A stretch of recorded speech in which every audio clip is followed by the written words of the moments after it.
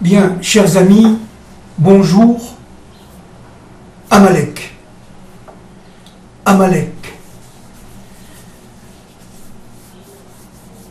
Nation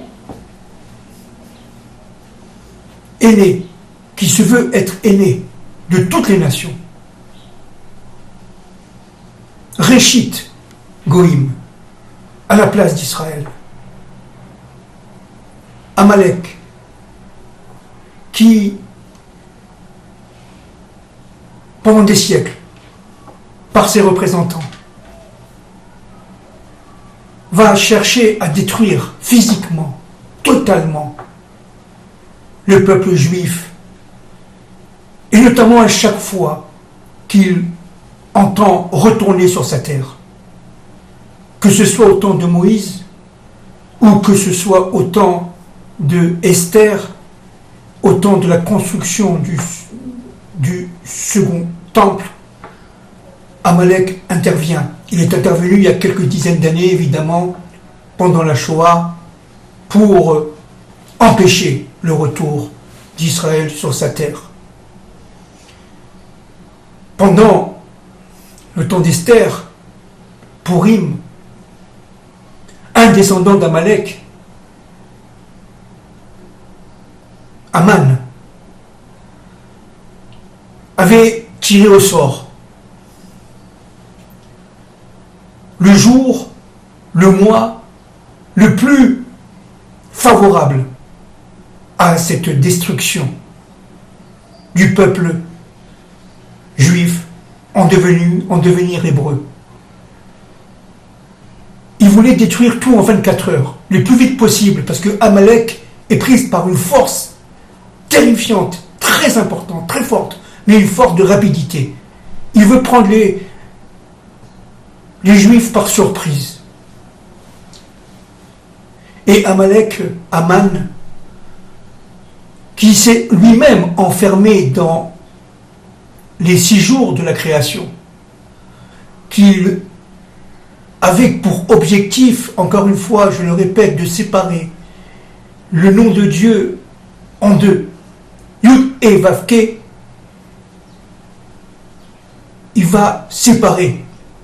Si vous voulez, il va confisquer le Vav de manière à ce qu'il n'y ait pas de rapport, il n'y a pas de lien entre Dieu et son peuple, Israël.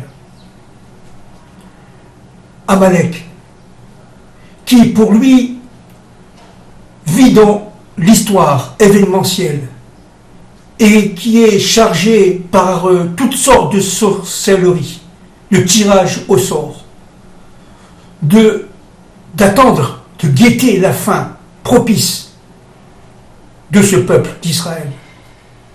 Pour lui, Aman, par exemple, avait perçu que le 13 Adar, et notamment le 7 Adar, jour de la mort de Moïse, le libérateur, le rédempteur, Moïse, était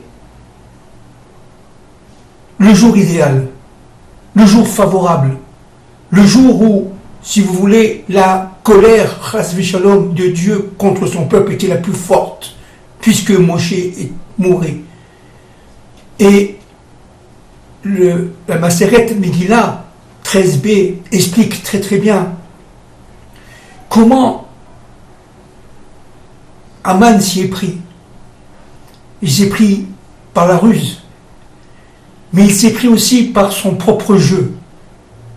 Il vivait dans le monde de la circularité, c'est-à-dire du monde du rond. Et donc, pour lui, les civilisations naissaient et mouraient. Il n'y avait pas de civilisation qui se veut éternelle. Donc, pour lui, avec ses propres yeux, puisqu'il vivait dans le monde des 6 jours, dans le monde d'Elohim, eh bien, il y avait un début d'Israël et il y a une fin d'Israël.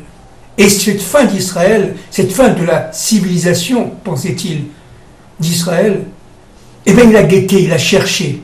À chaque génération, Amalek cherche la fin d'Israël. Or, Israël, par définition, n'a pas de fin.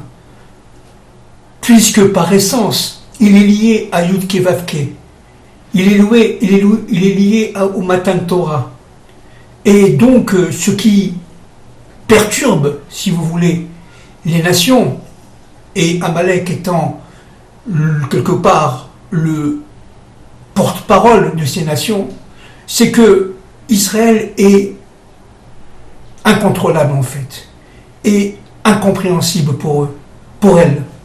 Et donc, il avait oublié, si vous voulez, que le jour de la mort de Moshe, au mois d'Adar, eh bien, c'était aussi le jour de sa naissance. Et que Israël, grâce à la Mila, grâce au chiffre 8, nous l'avons vu de très nombreuses fois, était porteur d'un message universel et aussi était branché sur l'éternité. Pour pouvoir comprendre l'élément source, il faut remonter évidemment à la paracha Vaishlar avec Timna. Timna étant la concubine d'Éliphaz, mais c'est aussi sa fille. Éliphaz étant un des fils de Esav. Et ce concubinage, si vous voulez, qui va porter un enfant qui s'appelle Amalek, est doublé d'une autre, si vous voulez, impureté fondamentale. C'est que Lotan, qui est le frère de Timna, de la tribu du peuple des Horéens, et dont le territoire sera intégré, si vous voulez, à l'époque, au territoire de Édom, légué à Esav, eh bien, Lotan va avoir aussi un lien, disons, par l'intermédiaire d'une autre femme, et direct avec Timna. Si vous voulez, Amalek sort d'une double perversité. Il est pervers parce que, en fait, sa mère est partie avec son frère et elle est partie aussi avec un homme marié qui s'appelait Éliphaz.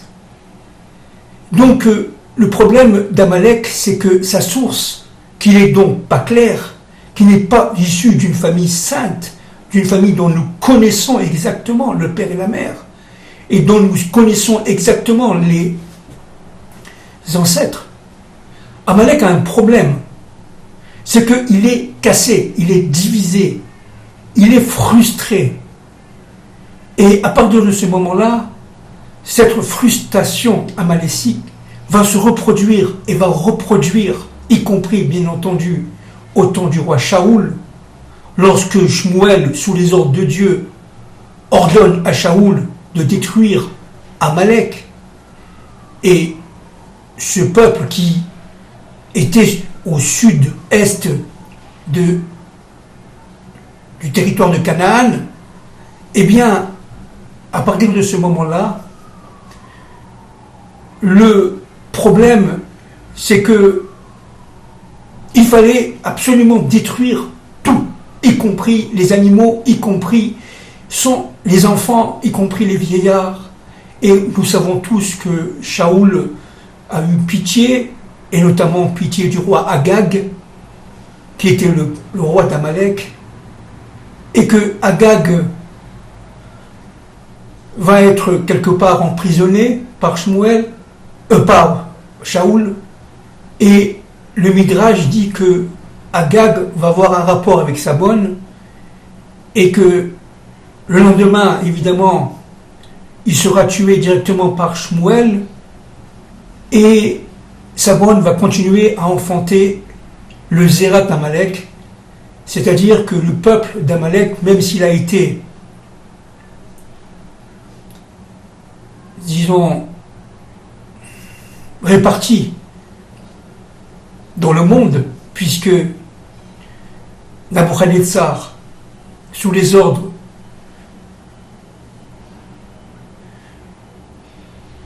de Nabuchodonosor, Nabuchodonosor va faire éclater les peuples. Il va mélanger les peuples de Canaan, de la terre d'Israël, et on va perdre les traces, en fin de compte, du peuple Amalek. Et Nabuchodonosor va, par essence même, si vous voulez, donner de la confusion, ajouter de la confusion. Et cette confusion, elle dure, si vous voulez, jusqu'au jour d'aujourd'hui.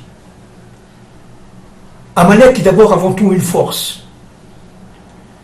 Une force qui est latente, un peu comme un chien, vous voyez, de berger, qui guette le moindre faux pas des brebis, et qui attaque les brebis lorsque elles se réveillent, et notamment au niveau du peuple d'Israël, pour aller sur la terre d'Israël, vers la terre d'Israël.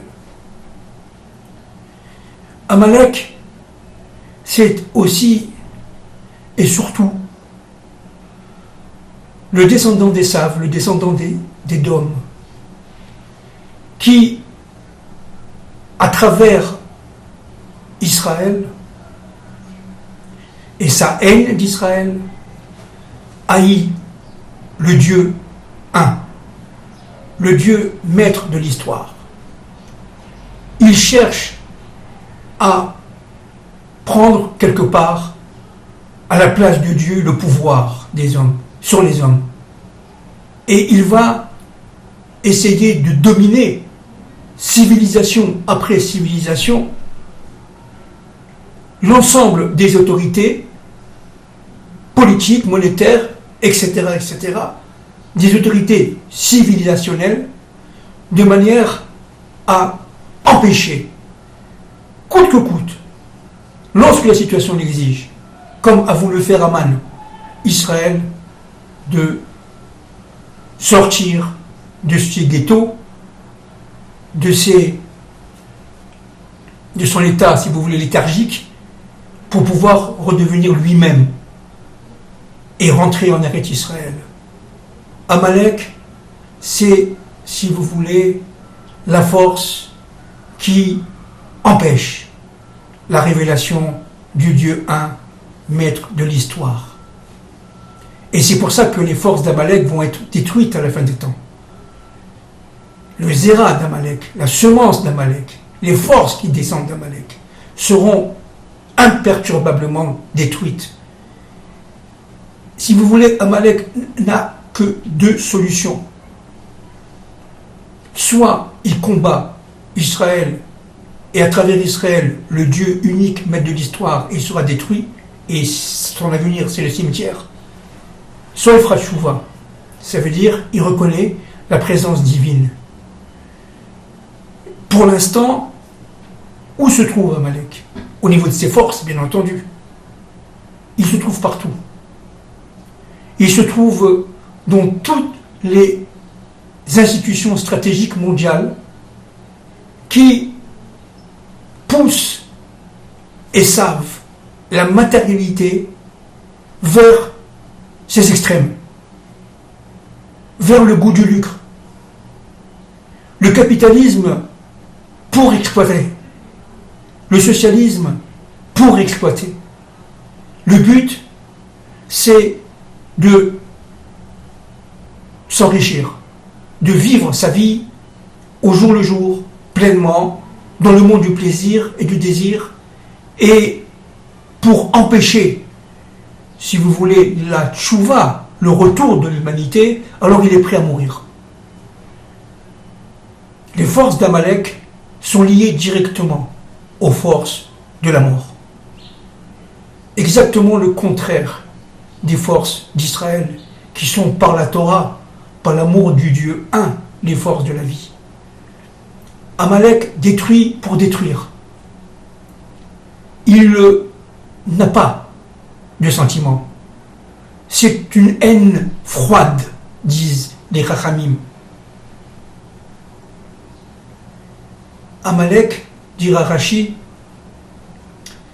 est une force qui va chercher à diviser, à orienter l'humanité en fait vers le chaos. Et cela est redoutable. La Shoah, le Guerre rouge d'Espagne, etc., etc. C'est le résultat des forces d'Amalek dans l'histoire. Mais il n'y a pas que ça. Amalek se développe partout dans le monde, dans la mondialisation. Amalek est partout aux commandes de cette même mondialisation. Et c'est pour ça que l'intervention de Dieu dans l'histoire, pour détruire cette force, qui est une force d'impureté, c'est une force de mort, une force de destruction, une force de division, de séparation, eh bien, le nom ineffable, le Dieu un maître de l'histoire, va intervenir avec fracas pour détruire cette semence amalécite. Purim est par essence relié à Hanouka. À Purim, Aman a voulu détruire physiquement en 24 heures tout le peuple juif des 127 provinces qui étaient à l'époque dominées par Ahasverosh en hébreu. Et la Grèce, à Hanouka, va elle aussi essayer d'atteindre Israël par sa culture, par sa philosophie, d'une manière peut-être moins brutale, moins sanglante, moins excessive qu'à Purim. Mais le résultat sera le même. La Grèce prône l'assimilation. À Hanouka, la révolte des Hashmonaïm, des Hasmonéens, des Kohanim de l'époque, était contre cette assimilation. Parce que les Grecs, la philosophie grecque, cherchaient au niveau du sod, au niveau des secrets, à atteindre carrément le nom de Dieu, le Yud, ce qu'on appelle le Yud, de manière à ce que ce Yud ne puisse pas se rallier au Aleph. Le Yud étant 10, le Aleph étant 1, 10 plus 1 faisant 11. Et tout le problème, c'est que Esav avait cette force, comme on l'a dit plusieurs fois, absolument fondamentale, formidable, du 11. 10 plus 1. Il avait la capacité, théoriquement, de relier le Yud au Aleph. Et donc, de dépasser la force de Yaakov. C'était la surpuissance même. Et donc, Esav avait la capacité, mais il ne l'a pas fait. Il ne l'a jamais fait. De réunir le Yud au Aleph pour pouvoir consacrer la royauté de Dieu. Esav s'est battu contre cela. Et son descendant, fils d'Éliphaz, Amalek, eh bien, se battra avec acharnement contre cette réalité. Israël, pour lui, est un non-sens de son histoire, Parce qu'il ne connaît pas l'histoire universelle. Ce qu'il connaît, c'est l'événement, l'événementiel. Il refuse la méta-histoire. et il empêche la métahistoire de se relier avec l'histoire. Le caché est dans l'événementiel, bien entendu. Et lui cherche à séparer le caché de l'événementiel. Et donc, cette force amalécite d'Amalek, qui va être pris par son propre piège, avais-je dit l'autre fois, elle va s'amplifier jusqu'à qu'elle-même, elle perde le contrôle de ses propres forces. Et Amalek va se terminer par une confusion totale des nations auxquelles il est issu et qu'il les représente. Amalek, pour finir, est cet empêcheur de tourner en rond pour l'humanité. En cherchant à séparer le nom de Dieu, en fait, il provoque la révélation de ce nom. Il provoque la révélation de la liaison qui existe par le vav entre les lettres du nom de Dieu. Vous croyant détruire Amalek, en fait, révèle non seulement qui il est, qui est Israël et qui est Hachem. Je vous embrasse. Que Dieu nous protège, que Dieu nous donne la force de continuer et que Dieu nous donne la force de détruire l'impureté dans le monde.